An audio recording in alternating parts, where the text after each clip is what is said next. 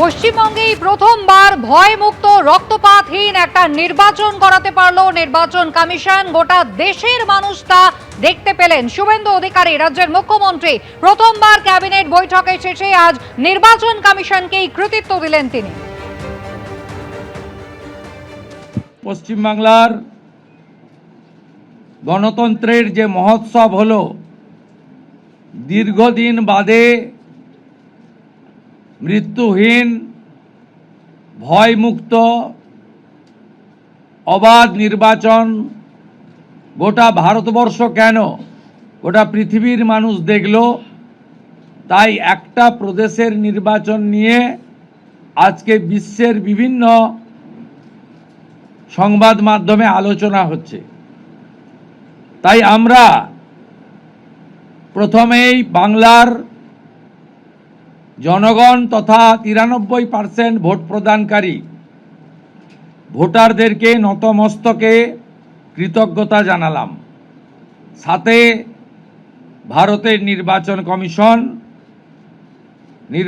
কমিশনের নিয়ন্ত্রণাধীন ভোট কর্মী, গণনা কর্মী, বাইরের রাজ্য থেকে আসা অবজারভার, কেন্দ্রীয় সুরক্ষা বল, রাজ্য পুলিশ, কলকাতা পুলিশ, নির্বাচনে প্রতিদ্বন্দ্বী রাজনৈতিক দল, প্রার্থী, প্রত্যক্ষ পরোক্ষভাবে এই এত বড় কর্মযজ্ঞে অংশগ্রহণকারী প্রত্যেকের প্রতি এই ক্যাবিনেট কৃতজ্ঞতা জ্ঞাপন করে।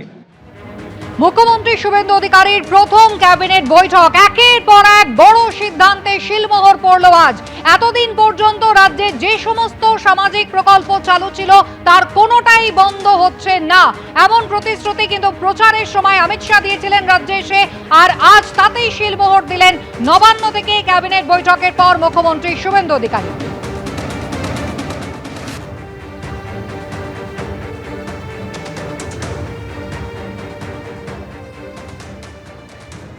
কোনো চালু থাকা সামাজিক প্রকল্প বন্ধ হচ্ছে না। কোনো সামাজিক চালু থাকা প্রকল্প, এটা আমরা আমাদের কর্মসূচি প্রচারকালীনও বলেছি।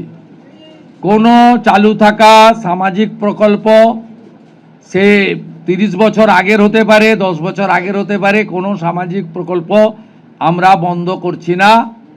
আমরা পেপারলেস অফিসও করব।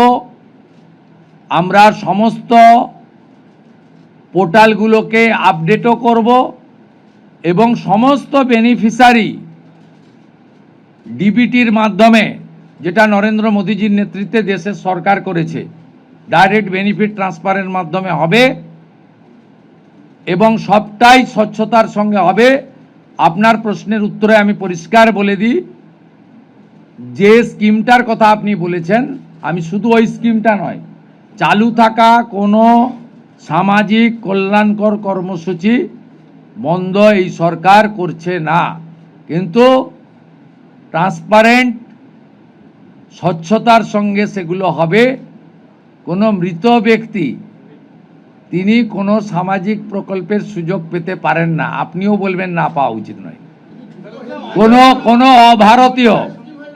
কোনো অভারতীয় তিনি ভারতের কোনো প্রদেশ বা জাতীয় সরকারের কোনো বেনিফিট তার পাওয়া উচিত নয়।